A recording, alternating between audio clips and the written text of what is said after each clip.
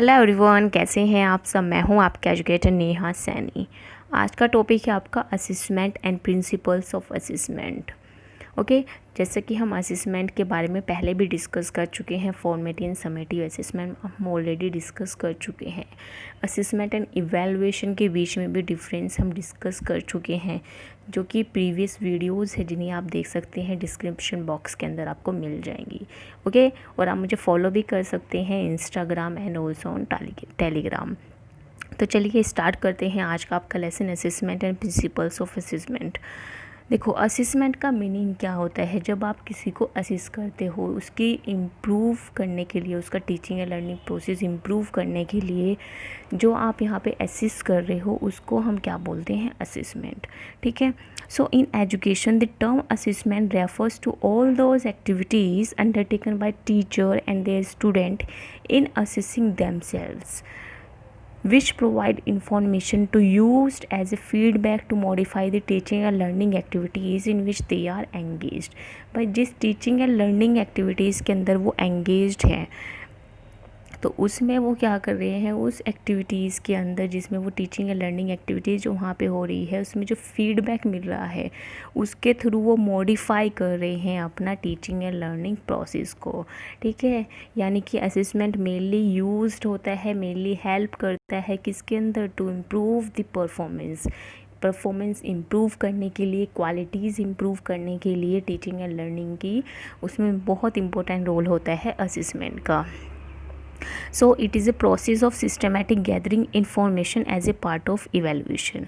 जो असेसमेंट है वो भी एक पार्ट होता है आपका इवेल्यूएशन का, जो कि सिस्टमेटिक गैदर करता है इंफॉर्मेशन को। देन नेक्स्ट पॉइंट है, assessment is very important for tracking progress, planning next step, reporting and involving parents, children and young peoples in learning. देखो, जो असेसमेंट है वो मेनली बहुत इंपॉर्टेंट होता है ट्रैकिंग द प्रोग्रेस। आपको प्रोग्रेस ट्रैक करनी है, आपको प्रोग्रेस देखनी है अपने स्टूडेंट की, तो ये बहुत इंपॉर्टेंट रोल प्ले करता है। आपको नेक्स्ट स्टेप प्लान करना है तो असेसमेंट बहुत इंपॉर्टेंट रोल प्ले करता है। आपको किस मेथड एंड किस टेक्निक का इस्तेमाल करना है, उसमें आपका ये असेसमेंट बहुत इंपॉर्टेंट रोल प्ले करता है।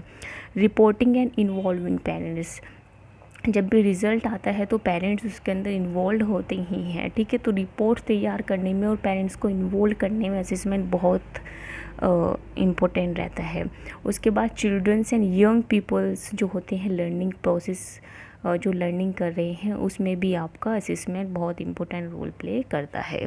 ओके, अब आ जाते हैं आपके प्रिंसिपल्स ऑफ असेसमेंट पे। देखो, ये कुछ प्रिंसिपल्स हैं जिस पे आपका पूरा असेसमेंट बेस्ड होता है। तो असेसमेंट का फर्स्ट प्रिंसिपल है आपका रिलायबिलिटी।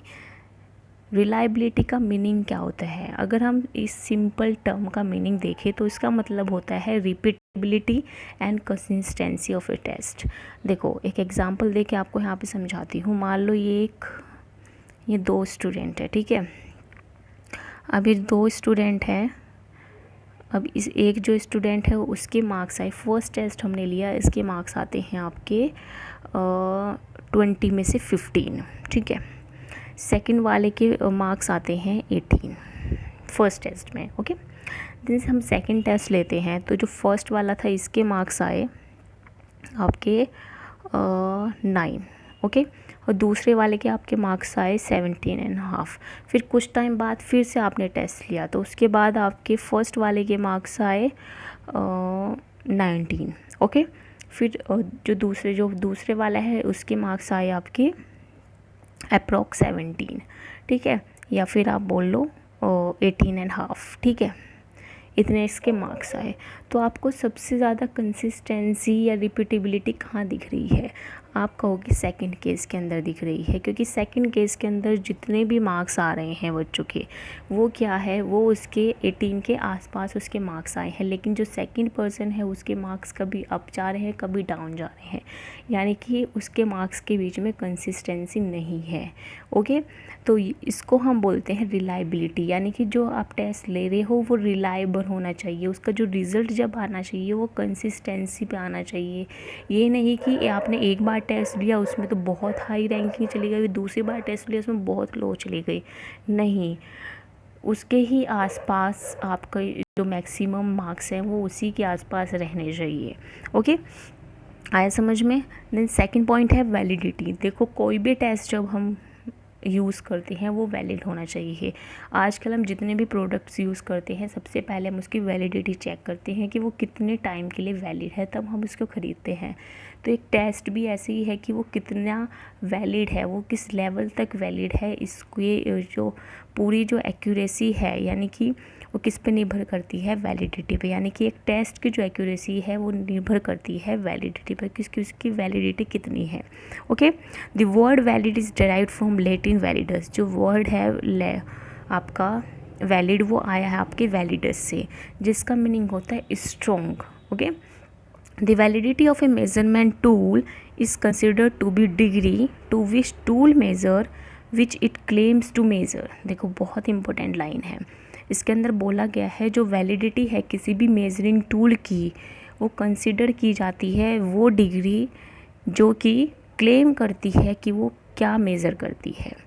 मान लो किसी कंपनी ने क्लेम किया है कि ये 1 ईयर तक आपका ये प्रोडक्ट ख़राब नहीं होगा, ठीक है, तो वो उसकी वैलिडिटी हो गई, वो उसकी डिग्री ऑफ मेज़रमेंट हो गई कि आप इसको एक साल तक, मान लो चलो 1 साल तक उसने बोला है कि ये ख़राब नहीं होगी, तो ये 1 ईयर की जो वैलिडिटी है तो आप तब तक इस प्रोडक्ट को यूज़ कर सकते हो। ठीक है, सो वैलिडिटी के थ्रू ही हम क्या कर सकते हैं, एक्यूरेसी तक पहुंच सकते हैं। सो इसमें आपकी डिफरेंट तरह की वैलिडिटी भी आती है, जैसे आपकी कंटेंट की वैलिडिटी, आपका जो कंटेंट है वो वैलिड होना चाहिए। अब आप टेस्ट ले रहे हो, टेस्ट में आपने जो आप पढ़ा रहे हो साइंस और आप क्वेश्चन पूछ रहे हो उनसे इंग्लिश के, ठीक है, तो क्या ये दोनों एक जो टेस्ट आपने लिए हैं क्या ये वैलिड रहेगा? नहीं रहेगा। ये यहाँ पे वैलिड क्यों नहीं होगा? क्योंकि जो आपका कंटेंट है वो तो वैलिड है ही नहीं, आपने पढ़ाया कुछ और है और आपने पूछा कुछ और है। ओके, या आपको पढ़ाना कुछ और चाहिए था और आप पढ़ा कुछ रहे हो। ठीक है, फिर आए criterion validity, constant validity, consequent validity, face validity. इस तरह की जो होती है वैलिडिटीज़ होती हैं, इसके कुछ टाइप्स हैं। ओके, आप चाहे इन्हें एग्ज़ाम के अंदर लिख भी सकते हैं, नहीं भी लिख सकते हैं। अगर आप इतना भी लिखेंगे तब भी आपका काम चल जाएगा। ओके, बस आपको वैलिडिटी का मीनिंग समझ में आना चाहिए। वैलिडिटी का मतलब है कि जो आपने क्लेम किया है मेज़र करने के लिए, कितना ये मेज़र कर सकता है, क्या वो एक्यूरेट है या नहीं है। ठीक है, जो एक्यूरेसी को मेज़र कर रही है, जो किसी भी प्रोडक्ट की मेज़रिंग या एक्यूरेसी बता रही है, वो क्या आपकी वैलिडिटी है कि वो प्रोडक्ट कितना वैलिड है, कितने टाइम तक वो चल सकता है। ठीक है, अब आते हैं नेक्स्ट पे। नेक्स्ट है रिलीवेंस एंड ट्रांसफेरेबिलिटी। देखो इन दोनों का मीनिंग बहुत इम्पोर्टेंट है। रिलीवेंस का मतलब क्या होता है कि कितना रिलीवेंट है आप जो यहाँ पे मेजरिंग टूल जो यूज़ कर रहे हो, ठीक है, यानी कि जो असेसिंग टूल्स आप यूज़ कर रहे हो वो कितना रिलीवेंट है, क्या वो एप्लीकेबल होता भी है, नहीं होता है। ठीक है, in education the term relevance typically refers to learning experience that are either directly applicable to the personal aspiration, interest or cultural aspiration of the student, for that are connected to some way to real world issues, problems and context। भाई जो student है वो connected है real world की problem से, context से, यानी कि इसका सीधा मतलब है कि जो आप यहाँ पे टेस्ट ले रहे हो रिलीवेंट है या नहीं है, वो उसके रियल एक्सपीरियंस से जुड़ा हुआ है या नहीं है, वो अपने लाइफ में उसको यूज़ कर पाएगा या नहीं कर पाएगा। ठीक है, तो ये क्या आपका रिलीवेंस है। तो जब भी आप रिलीवेंट यहाँ पे आएगा तो आप 2 चीज़ बहुत याद रखोगे। फर्स्ट है आपका कि जब भी आप कोई टॉपिक पढ़ाते हो तो जो फर्स्ट टॉपिक होता है, एक तो वो आपकी प्रीवियस नॉलेज से कनेक्टेड होना चाहिए, देन वो कनेक्टेड होना चाहिए आपके सेकेंडरी जो आप टॉपिक पढ़ा रहे हो। ठीक है, यानी कि फ़र्स्ट टॉपिक से आप बच्चों के अंदर इंटरेस्ट क्रिएट कर रहे हो और उसके अंदर क्यूरोसिटी बढ़ा रहे हो हायर नॉलेज के लिए। ठीक है, कि वो सेकंड टॉपिक जब पढ़े तो वो उस अपनी जो प्रीवियस नॉलेज यानी कि जो फर्स्ट टॉपिक आपने पढ़ाया है उससे कनेक्ट कर सके और उस टॉपिक को हायर नॉलेज में कन्वर्ट कर सके। ओके, सेकंड बात आती है आपकी रिलीवेंस में, कि जो वो आपने टॉपिक पढ़ाया है, ठीक है, वो कितना रिलेवेंट है, वो कितना रियल एक्सपीरियंस से जुड़ा हुआ है, ठीक है, क्योंकि आप जब भी टीचिंग करते हो तो रियल वर्ल्ड एक्सपीरियंसेस वहाँ पे आते ही हैं। ओके, सो जो यहाँ पे आपका असेसिंग होना चाहिए वो क्या होना चाहिए, वो रिलीवेंट होना चाहिए, यानी कि जो आप यूज़ कर रहे हो वो प्रैक्टिकली भी पॉसिबल हो और बच्चों के लिए भी एप्लीकेबल हो, यानी कि जिस लेवल के वो हैं, जो उनका इंटरेस्ट है, उन लेवल के हिसाब से वो जो टेस्ट है वो होना चाहिए, ठीक है। अब आते हैं नेक्स्ट वन, ट्रांसफेरेबिलिटी। देखो रिसर्च के अंदर अगर हम देखते हैं, आपने किसी प्रोजेक्ट पे काम किया, ठीक है, आपने कोई रिसर्च की, किसी प्रोजेक्ट पे आप काम कर रहे हो, तो जो वो रिसर्च हुई है वो सिर्फ उस प्रोजेक्ट तक ही सीमित नहीं रहनी चाहिए, ठीक है। उसकी जो नॉलेज है, उसका जो रिज़ल्ट आया है वो अप्लाई होना चाहिए हर जगह, और आप उसको ट्रांसफ़र कर सकते हो एक जगह से दूसरी जगह। अब जैसे आपके टेस्ट होते हैं, टेस्ट, अब अगर आप बोलो जो आपके सेंट्रल टेस्ट होते हैं वो सबके लिए इक्वल है, उनका एक ही एग्ज़ाम पेपर आ रहा है, ठीक है, सब एक ही बार बैठ के एग्ज़ाम दे रहे हैं। लेकिन अगर आप देखोगे जो स्टेट वाइज जो टेस्ट हो रहे हैं वो अलग अलग सबके टेस्ट हो रहे हैं, वो स्टेट के हिसाब से टेस्ट हो रहे हैं। तो यानी कि जो आपका टेस्ट जो है, यानी कि आप एक जगह से दूसरी जगह उसको ट्रांसफ़र कर सको। आप अगर उसको पढ़ा रहे हो एक टॉपिक में, अगर आपने कोई मेथड यूज़ किया है या टूल यूज़ किया है to assist the student performance, तो आप उसे दूसरे टॉपिक में भी इस्तेमाल कर सको। ओके, उसको हम बोलते हैं ट्रांसफेरेबिलिटी, यानी कि आप ट्रांसफ़र कर सको किसी भी चीज़ को, ठीक है। अब नेक्स्ट वन आता है आपका वॉश बैक। तो वॉश बैक का मीनिंग है, फर्स्ट सेंटेंस के अंदर इसका मीनिंग है, does the assessment have positive effect on learning and teaching. देखो इसी क्वेश्चन के अंदर आपका आंसर छुपा हुआ है। वॉश बैक का मीनिंग होता है, ये रेफ़र करता है impact of test on teaching and learning, कि जो इम्पैक्ट पड़ रहा है टेस्ट का टीचिंग एंड लर्निंग प्रोसेस पे, वो पॉजिटिव पड़ रहा है, नेगेटिव पड़ रहा है, ठीक है। हम कोई भी काम कर रहे हैं तो हम पॉजिटिव लेकर ही करेंगे, लेकिन अगर आपका जो टेस्ट आप ले रहे हो, ठीक है, और जो भी आपने टेस्ट लिया है उसका जो इफ़ेक्ट है वो नेगेटिव पड़ रहा है, तो क्या आप उससे क्वालिटी मेंटेन कर पाओगे, जो आप इम्प्रूवमेंट चाहते थे वो कर पाओगे, नहीं कर पाओगे ना। सो वॉश बैक वही है कि जो भी आप टेस्ट यहाँ पे कर रहे हो उसका पॉजिटिव इफ़ेक्ट पड़ रहा है लर्निंग एंड टीचिंग पर, ये नहीं। ओके, नेक्स्ट है ऑथेंटिसिटी, कि आपका जो असेसमेंट है, ठीक है, जो असेसमेंट टेक्निक आप यूज़ कर रहे हो वो कितना ऑथेंटिक है, वो कितना मीनिंगफुल है, ठीक है, वो रिलेवेंट है या नहीं है रियल वर्ल्ड एक्सपीरियंस से, ये आपका होता है ऑथेंटिसिटी, ठीक है। नेक्स्ट वन है प्रैक्टिकेबिलिटी। प्रैक्टिकेबिलिटी का मतलब यहाँ पे ये है कि यानी कि जो भी आप यहाँ से टेस्ट करा रहे हो वो मेनली रेफ़र कर रहा है टाइम एंड कॉस्ट पे, ठीक है। अब आपने कोई ऐसा टेस्ट कराया, आपने कुछ ऐसा टेस्ट सोचा जिसकी कॉस्ट बहुत हाई है और टाइम भी बहुत ज़्यादा है, तो आप उसको प्रीफर करोगे, नहीं करोगे ना। तो वो जो टेस्ट है वो क्या होना चाहिए, रिलीवेंट होना चाहिए, टाइम भी उसका सही होना चाहिए, कॉस्ट भी इकोनॉमिक होने चाहिए, ठीक है। और जो आप टेस्ट वहाँ पे कर रहे हो उसका जो फॉर्मेट है वो सिंपल टू अंडरस्टैंड होना चाहिए। जो सॉल्विंग टेस्ट के लिए जो आपने टाइम दिया है वो एक सूटेबल टाइम देना चाहिए, यानी कि अब हमारे जो एग्ज़ाम्स हैं वो 3 आवर्स के होते हैं, ठीक है। अगर मैं यही एग्ज़ाम में 6 आवर्स के लिए करा दूँ तो क्या बच्चा उतनी कैपेबिलिटी से वहाँ लिख पाएगा 6 घंटे तक एक ही क्वेश्चंस को? नहीं लिख पाएगा ना, ठीक है। तो प्रैक्टिकली पॉसिबल भी होना चाहिए आपका जो असेसमेंट इंस्ट्रूमेंट आप यूज़ कर रहे हो।